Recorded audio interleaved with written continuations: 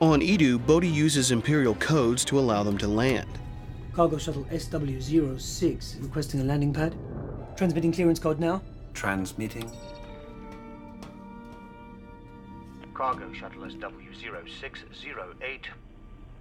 You are cleared for entry. The plan is for Jin and Cassian to accompany Chirrut as he convinces the guards that they're investigating the defection of one of their own. Kay will provide real-time intel, and Baze will be ready with thermal detonators to destroy the facility in order to cover their escape.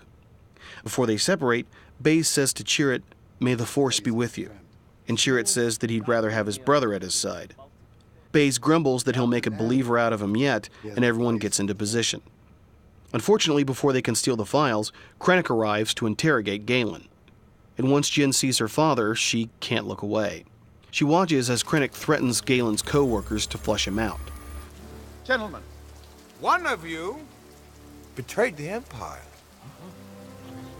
And I urge that traitor step forward.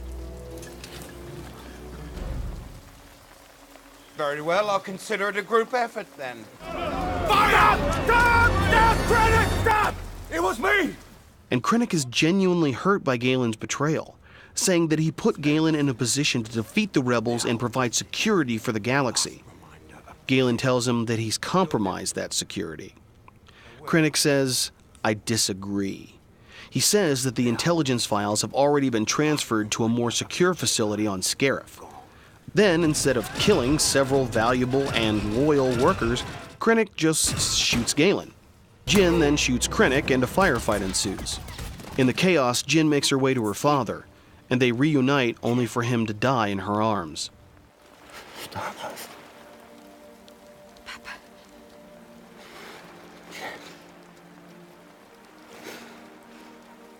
Look at you.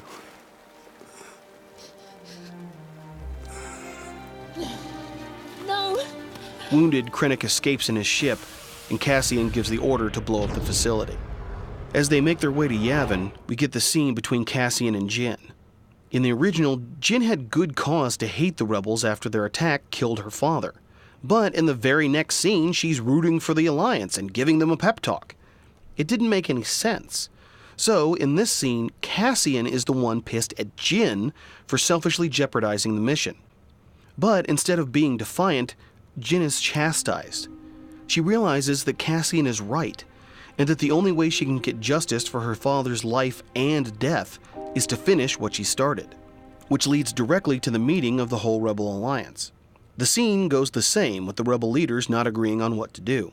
But now, when Jin makes the passionate plea for them to fight, we really feel that the cynical criminal has been replaced by a believer, that she's finally found hope. My father gave his life so that we may have a chance to defeat this. You give way to an enemy this evil with this much power, and you condemn the galaxy to an eternity of submission. The time to fight is now. And this shows in the reaction of some of the rebel leaders. But not enough of them, and they vote not to fight. Now, when Cassian shows up in defiance of the Council's orders, it feels earned. Now, he's no longer the soldier that just follows orders. He's a rogue, just like the rest of them.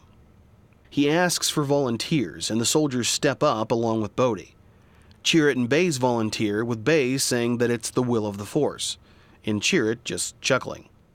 After they steal the ship and head for Scarif, they realize that Krennic saw them and will know their faces.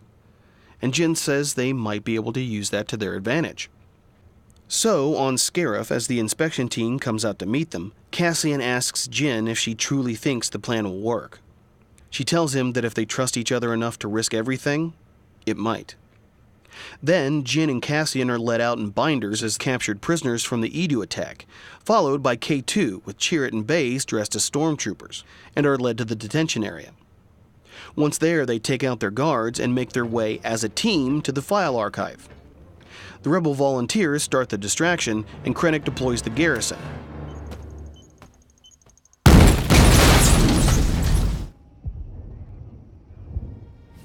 Blind! Deploy the garrison! Move! The team makes their way to the archives and they locate the files. But real stormtroopers burst in, and it's Bodhi, not K2, that locks the vault behind them. Bodhi says that Galen gave him something worth giving his life for, and that he's going to see it through to the end. So Bodhi holds off the troopers as they get the file disk, but eventually he's overrun and killed.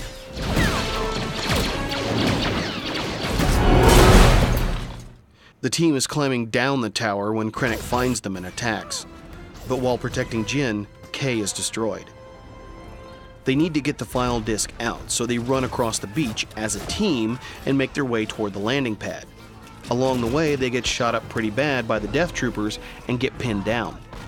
Due to his injuries, Baze can't run, so Chirrut tells them that he'll take care of the troopers.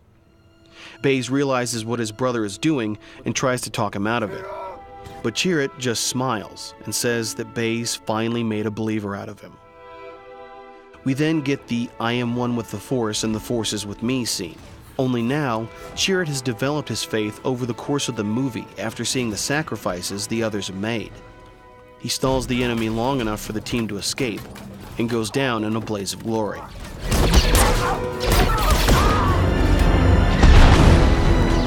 They're almost to the ship when they're confronted by Krennic. He asks who they are, and Jin reveals that she's the daughter of Galen Erso. She says that the Rebel Alliance has beaten him. Krennic says, "I disagree." And as he raises his blaster to fire, K2SO shoots him dead. Everyone looks at him in disbelief, and K reveals that he downloaded a copy of his consciousness into another droid as a failsafe. Once the team makes it out, Cassian says to Jin and Baze that their job is done, that they can go back to their lives.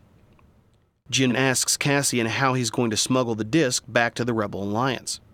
He says that he has a friend who's on a diplomatic mission nearby. It'll be perfect cover to send it to her. Jin says that maybe they should stick around, that Bodhi was right, that Rogue One needs to see the mission through to the end. Cassian says that he's honored to have them, and they head into hyperspace for their rendezvous. So, that's how I would fix 2016's Rogue One. Are there any movies that you think are in need of repair? If so, email me at the link down below or post a comment. And remember to click like and subscribe if you want to see more movies get fixed. Until next time, I'm Mr. Fix-It for Fix the Flick.